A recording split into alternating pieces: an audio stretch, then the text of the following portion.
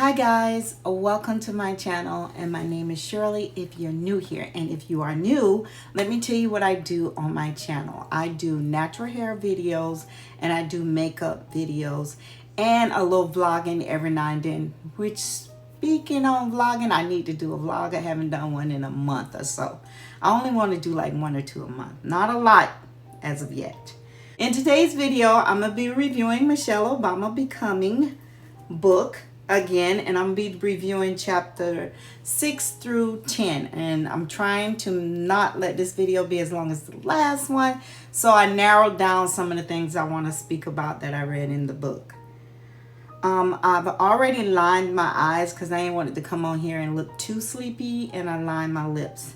And we're going to get started with this makeup. And in this makeup video, I'm actually doing this for someone. So I'm going to use 2 shades only. And I'm going to show how I darken up one of the shades to make it look like it might be 3 shades I'm using. And I'm going to try to make this as simple as possible. So it's a simple eye look. And we're going to talk about Michelle. So the first thing, you know what I like to do is my lips. Let's go in with the lips. I stopped on I finished chapter 5 and now I am on chapter 6.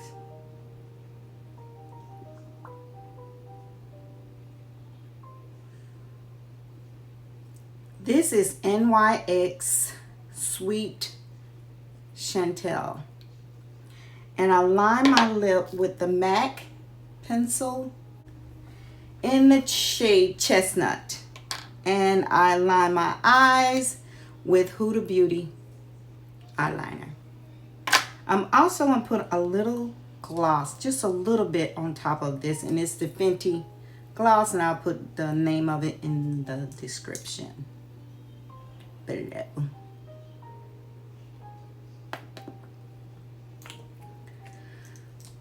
Okay, like I was saying, I'm starting on chapter 6. So let's contour a little. And this time I'm going to make sure the contour is blend.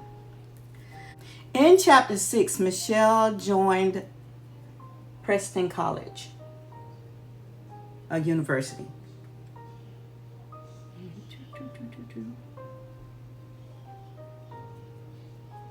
Oh, I'm using Femme Noir. MAC Femme Noir is a cheek blush, but I'm using it as a contour. Well, Michelle joined Preston, and she said during her time there, it was extremely white and very male. The male and whites outnumbered the African Americans. So you know, when you're in a situation like that, you feel uncomfortable because you could see when you're in a classroom, she felt that she was a black woman in the classroom, and it made her feel uncomfortable in some of the classroom. And she said it was less than 9% of African American women at this school. And then, you know, sometimes when you're in a situation like that, if you look around and see that you're the only black, we notice when we're the only black, just like you would notice if you're the only white in there. And you start questioning yourself, like, am I good enough? Will I be good enough? And as she said in that chapter, like, you get to the table and you think you're not good enough, and you are better. You are good enough and you are smart. But sometimes, from what we had to go through, we question, are we good enough? Or am I good enough? Am I? Of course you are. Don't question that. It's hard because I get like that sometimes. I'll feel like, oh my God, do they know something I don't know? Or I'm using Torrid by NARS for my cheek blush. And I'm going to put everything in the description that I use. It's a very light pink, but you can build it. But we notice. And some people don't understand when you say, I wake up and I know that I'm black. I prep myself for certain things, like getting in my car, driving all the way to work, Is the police gonna stop me? It's just, it's just, can't explain it, but you know you black. In chapter 7, Michelle was saying she never forget where she's from. Like if somebody would ask her, where are you from? You'd be like, you would think she was like, try to avoid it. But she said if anybody ever asked her where she was from, she would say Chicago, the South Side. Because she was proud of her heritage. And she was not going to disown where she was from. And I went through something like that, and I'm trying not to talk too much about my personal life, but I remember during that time when Chicago was going through the drug thing, I was living in a town called Fort Pierce, Florida, and crack cocaine was all on the streets. Like drugs was becoming very heavy then, and you would be embarrassed to say you was from Fort Pierce, because I think we was the crack capital of the world. Because crack was just all on the street. People you didn't expect to be on drugs was getting on crack cocaine. And that is a hard drug to get off of. Thank God now, since a lot of people got hooked on opioids, that is a disease. But back then they was putting black people straight in jail for being on drugs. And now it's a disease. This is Shimmering Swan. It's a glow up by Pretty Vulgar. That's what I'm using to highlight with.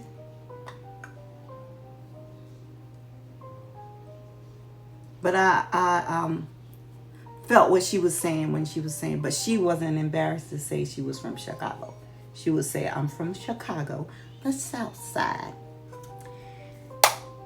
And then after she was finished with Preston, she applied to one of the best law schools. And it was Harvard Law School, and she got in. Okay, I'm finished. Now let's get into the eyes. I'm going to be using the Sephora I Love. And which one of this? The I Love one. In chapter 8, that is when she met Barack, and she also was talking about how the drug was taking over the streets in Chicago, like it was getting worse and worse and worse.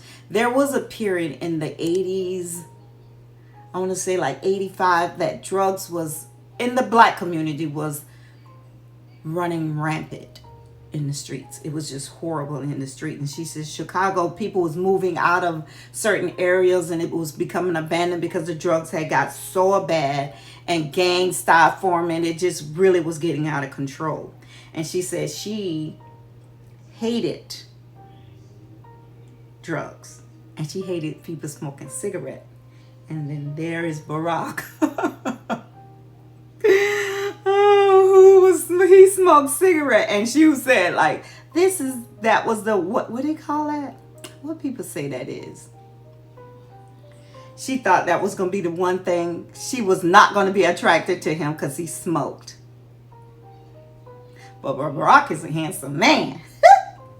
I think I would be attracted to Barack if I would have met him during that time, because he is so handsome to me. He's so handsome. Okay, I was going in with that shade right here, and it don't have a name of a color it is. She had started falling for Barack in chapter 8, and by chapter 9, she said she had fallen hard for Barack. He was so, how can I say that? He was not selfish. Because she said one time she asked him, what was he thinking about? And he was thinking about equality for other people, like the equality in pay. Back then, he was thinking about that. That's so cool. He's such a good man.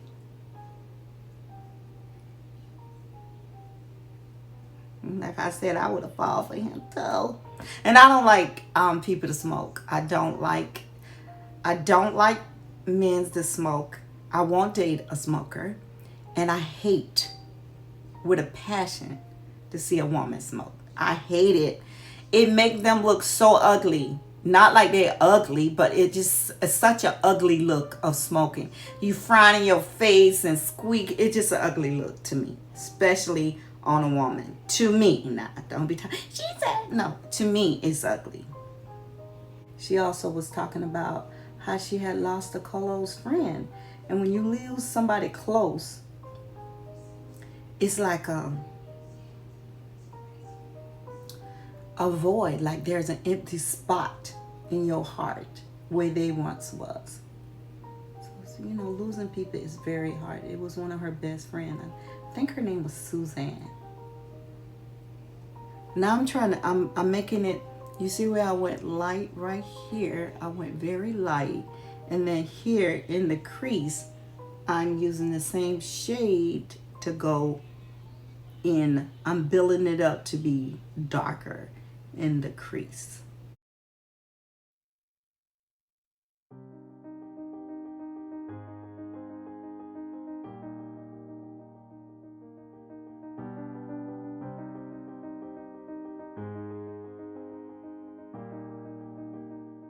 And you know what I love about this book is also you can relate to Michelle. I can.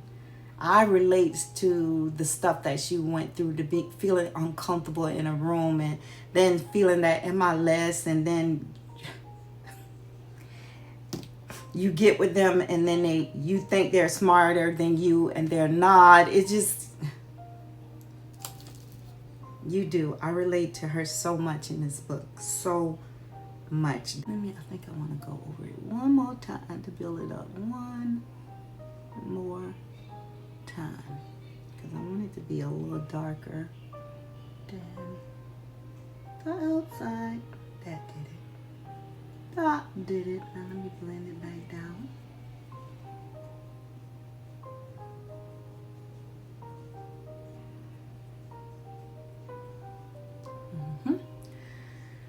Now I'm debating which one? I don't know. Should I do that one, or that one? I think I'm gonna go in with the darker one to go complement the shade I already have on. In chapter 10, Michelle kept a journal. She talks about keeping a journal forever. As I've been reading in this book, she always just had a journal that she journalized in. I used to have a journal that I wrote in every day. I don't know why people feel that they have to read your journal. People were so interested in reading my journal. My daughter told me after she's grown that when we lived with my mom at one point, that my niece, my oldest niece, would be reading my journal like it was a book. She would go in my room, find that journal, sit down, and just read it like she was reading a book. Just read them. All of them. And she told me, I never understood why. Because she had some stuff in there that only her eyes was supposed to see. Shield. Then I remember having a journal, and this was right after I was married. I had the journal. I kept them all. I actually destroyed them because people was trying to read them. But my husband, my ex-husband, my husband at the time, he's my ex now. He was on vacation. He was not vacation. He just took a day off from work, and he was home, and he called himself like he was going to help. Not call himself. He was cleaning up for me, like cleaning the house and doing the stuff I do. I don't know how you was cleaning down in the bottom of my drawer, but you was clean. And he found the journal and he read it. How are you mad about stuff happened when we wasn't together? I don't understand why a person get mad about stuff that happened before you was with them. But let's go back to the book with Michelle.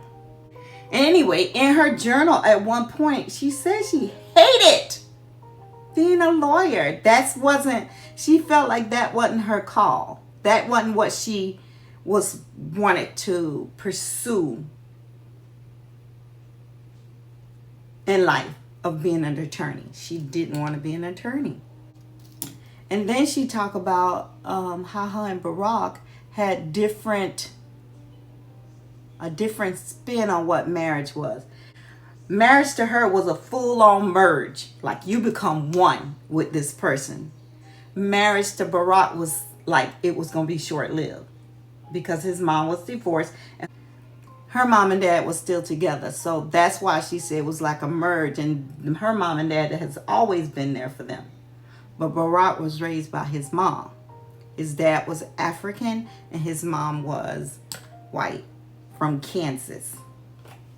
In chapter 10, Michelle was preparing herself to say goodbye to her father because he was really sick and he was in the hospital. And she said she sat there for hours and they just looked at each other and they were saying goodbye.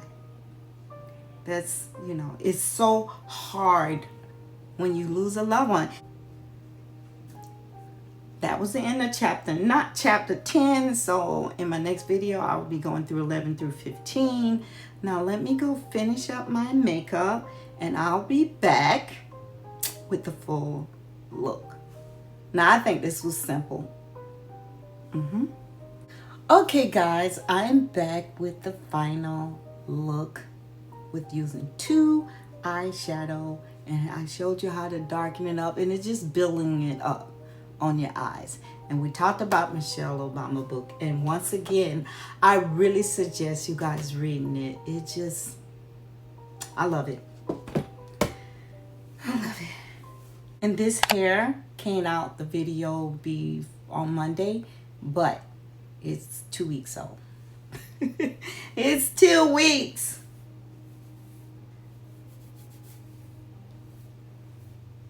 It was a twist out. So guys, thank you so much for watching my video. And if you're new here and just became a part of the family, and I will see you in my next video.